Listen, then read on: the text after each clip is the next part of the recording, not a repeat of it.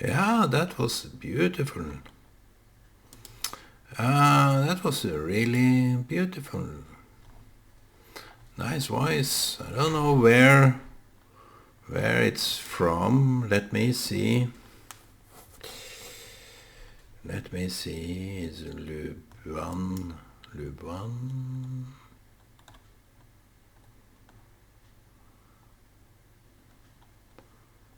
Sabah. Is it Indonesia or something? Malaysia, popular in Malaysia. It's Malaysia. So I had some accident here, and I should pay more attention to the microphone because it didn't work. And let me take a look where I am at. Yeah, it should be correct now. It's working at least. So I should pay more attention to this. I was talking about the flute. The flute of truth. Let me see. That is the issue of today. Flute of truth.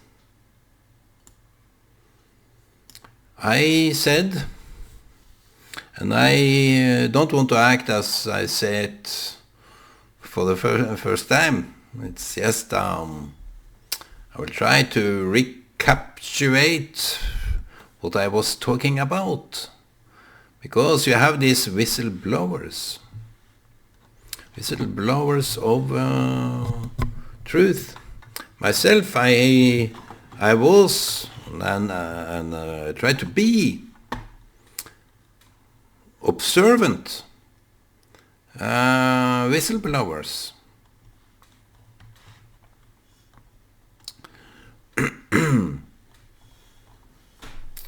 I try to talk the truth. When I use these videos, I try to be someone that can be waking people up to some reality, to the honest, be attuned with yourself. I have to drink my coffee.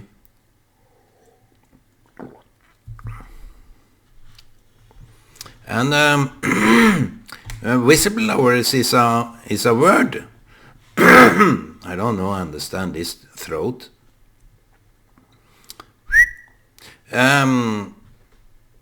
It's a word from the Bible. And who in the Bible played the flute? It's a word that comes from naturally from the word of flute. If you have, I thought of David. He was playing the harp. Maybe he played the flute too, but it was Jubal. In the let me take it from where it is. It is in the Genesis chapter 4 verse 21, and it is only written once in the Bible. Once. Who is Jubal?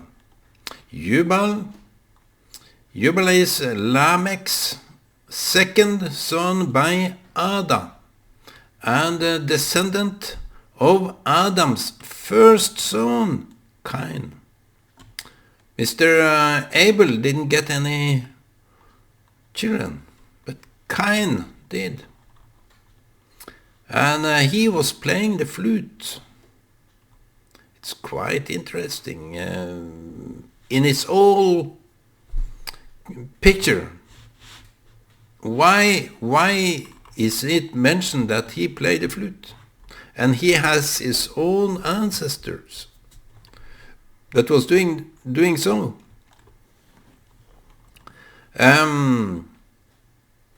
You have Snowden and Julian Assange. I don't know if I pronounce it correctly, but Snowden is more simple, and they were the big very big and known whistleblowers, and you have whistleblowers in every society, in every political party, even in the churches. You have whistleblowers. Look what many of those that exposed what the popes or priests in the Catholic churches have done to the boys and girls there, molesting them, wanting sex and all this kind of stuff. And that happens within the political parties.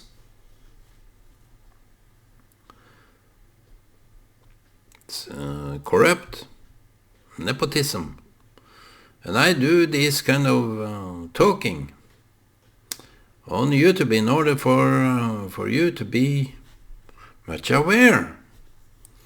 If I name a name like this situation we had in past 3 years, the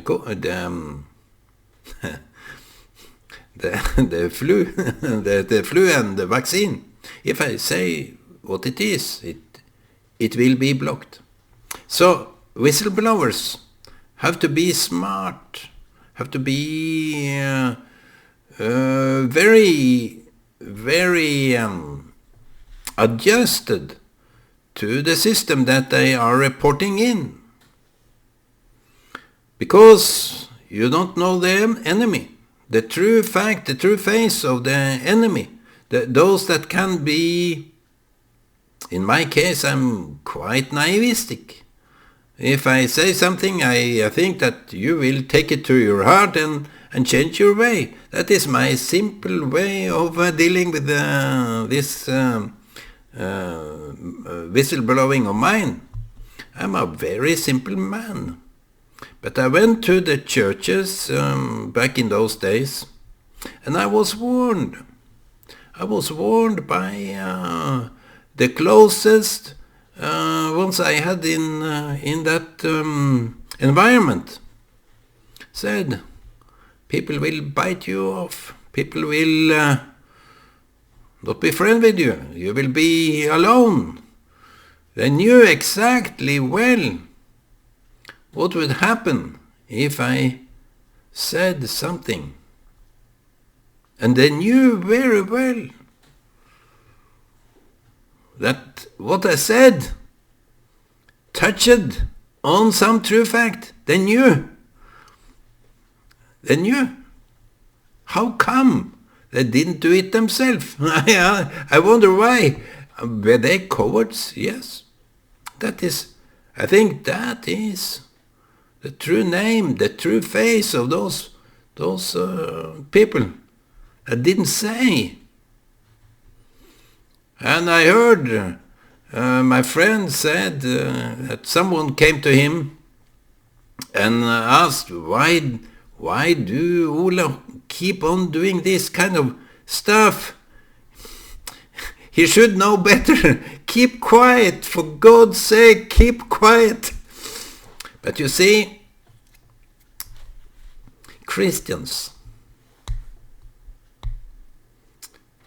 either they are so naive that they don't have any clue, as I wonder in this life, have they no clue to the priests, the preachers that are preaching a gospel with so much twisted truth?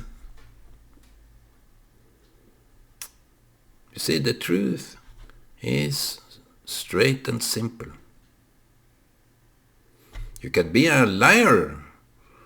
You can be a liar acting as a truth speaker, because the truth is pure and simple, straight ahead to the point, and your face, your voice, your eyes, your body, the whole system that you are containing will expose if you talk truth, because you feel content, you feel good, you are proud, or relieved if you admit or come to someone that really listens to you.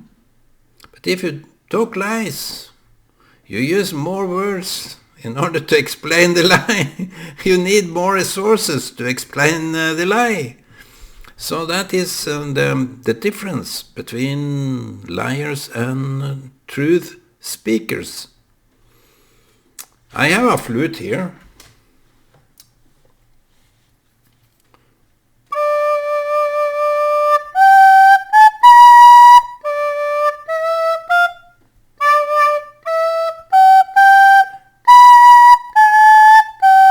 It's annoying. It's resonating in the whole room. It's the truth, the flute of truth. It's penetrating. It's penetrating. It's you can't relax. And when it's written in the Bible that the last trumpet, bassoon. What is bassoon? Is no.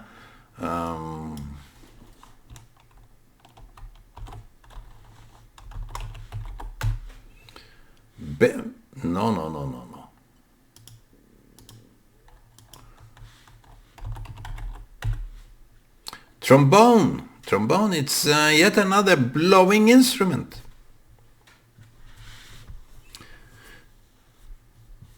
Listen.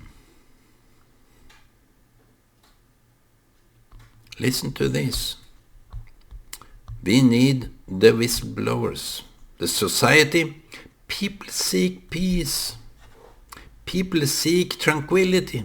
People seek all kind of stuff because they are so bewildered, they are so confused, they are so tormented by everything.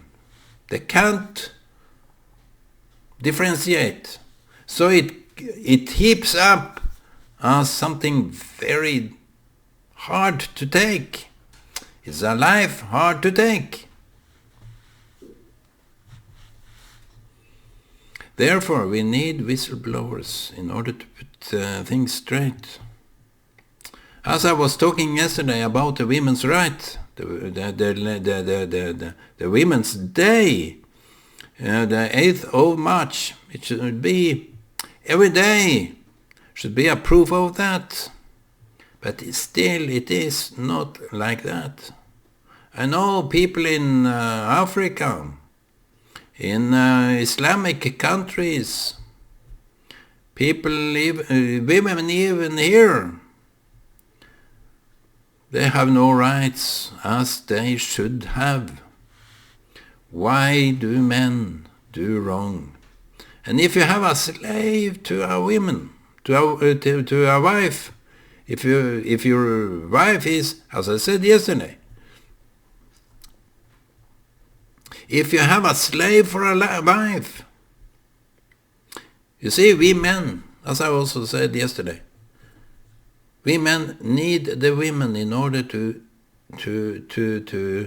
have some resonance to our opinions, what we say, what we do. They will give the honest feedback.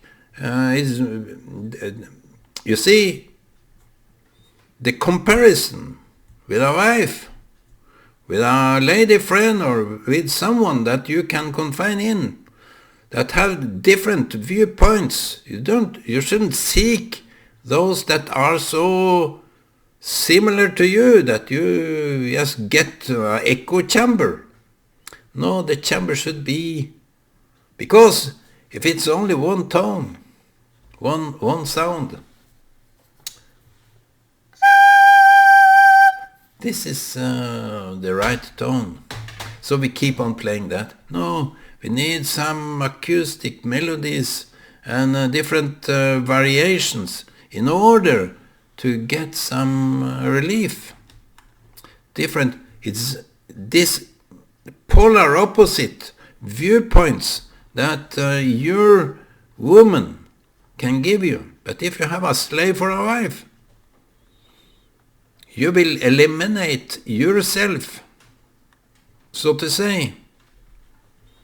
Listen to this. Even the kings have whistleblowers.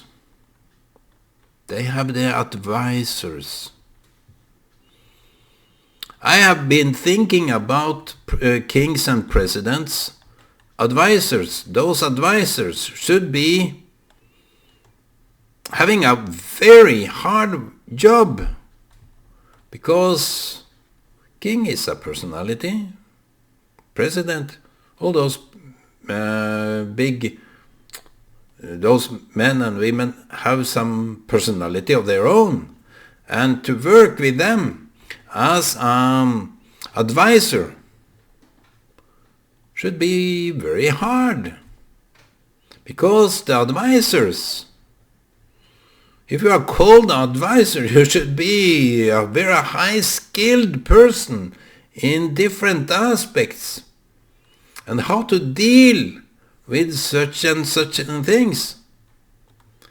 So the advisors are picked out, not because they agree with the king and presidents, but they can contribute with aspects that the king and president didn't think of. They give room, space of contemplations, of awareness.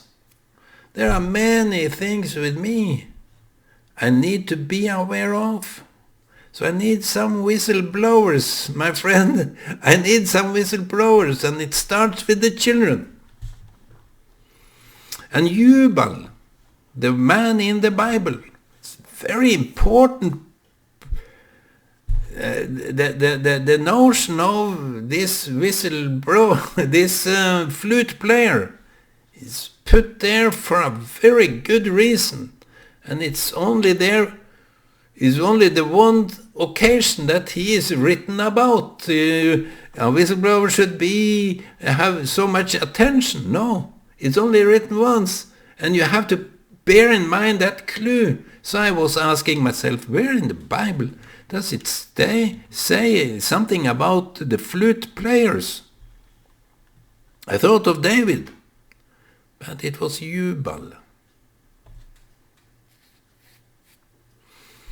Mr. Nathan was King David's whistleblower. You are the man. So in every high position, if you have a high position, you have some advisors that can counter-view your point. And you have to find it in yourself. What to say, what to do, what to think, It is a very important contribution.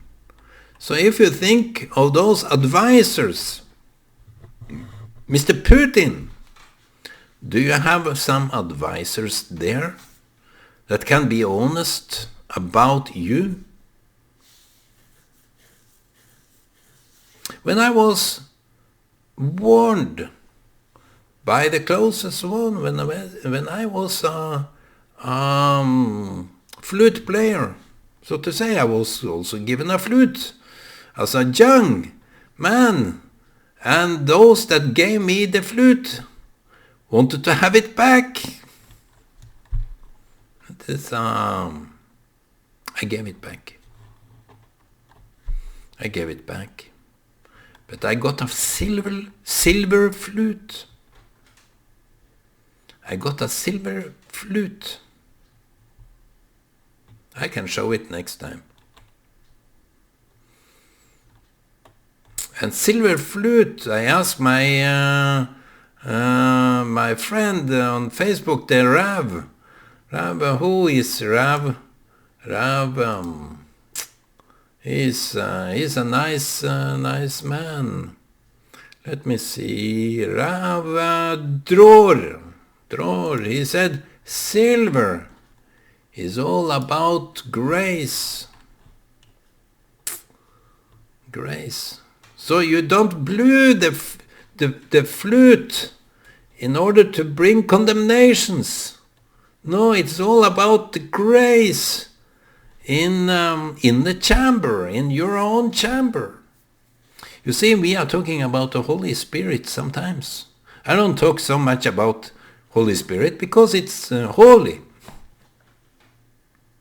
But people in the Christianity misuse the Holy Spirit to a degree that it's just manipulated all what it is. The Holy Spirit should be that advisor.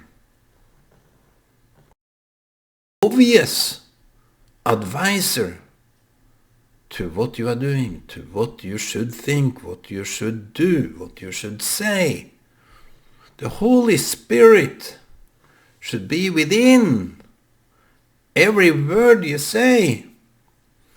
As the grace, the flute, silver flute, maybe,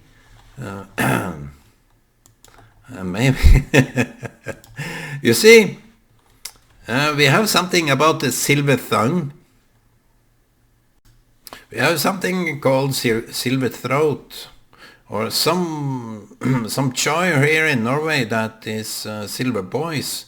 They are singing, and the voice is like a flute, because you have this throat. It's a flute.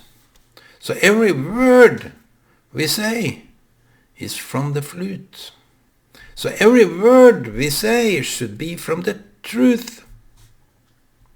The flute of truth.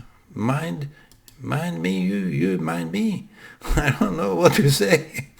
So in the Christianity, the churches that have no advisors, they call themselves priests, prophets, apostles, and all these but they have no advisors.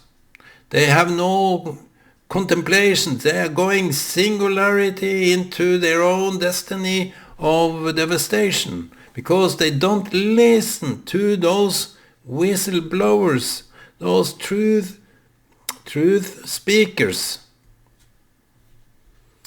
Listen. In every Christian church, people may think that the church should be somehow a place that is so nice, that is so harmonical, so nice that I can feel my soul can be lifted up. But in the church, it should be a beacon. In my view, church in today's world, today's society, should be a beacon of truth, beacon of guidance. People should look at the church should be relevant for every people that are seeking the truth. But when they come to the church, they see the inner conflict, the divisions. They are men that dictate and make you feel bad about yourself, even though you have done your stuff right with God and men. You have done your thing you have done the good thing and the right thing. So still, the church is not that beacon of light in people's dark world. And the political parties, you see, there have been so much misuse of power, control and power, and they don't have these advisors, the whistleblowers. But Labour, in here labor was taken by his own act, by some leaders were acting bad around the girls, and they were exposed in the media. So if they don't listen to the advisors, they will end up in media to the biggest shame of all. So the case is to listen to those whistleblowers, and wherever there is a whistleblower, there is a good reason for that, because something is not right by what people are doing. Leaders, especially the leaders today, they are high and mighty. They don't listen. And as an activist for the psychiatric health care, I was an activist in the church, but I didn't listen. They use all kind of manipulations. And I wonder why I should be the one. There should be many, as Christians, should be many like me that are taking matters to the highest place. But there were none. And they used that for whatever it was worth for them, ignoring me and sabotaging and belittling and mocking openly in the church. I was laughed at. So I ended up in the psychiatric health care, being an activist there.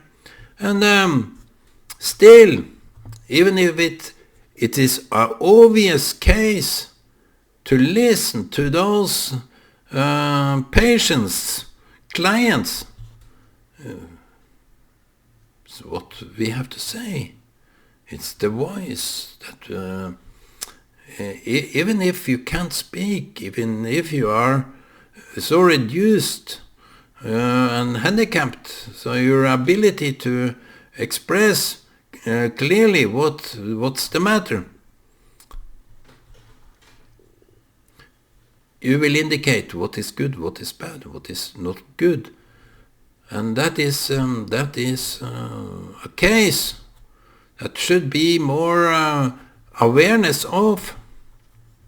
So when being a flute of truth, you can raise people up, you can bring people up to a level that they never were before.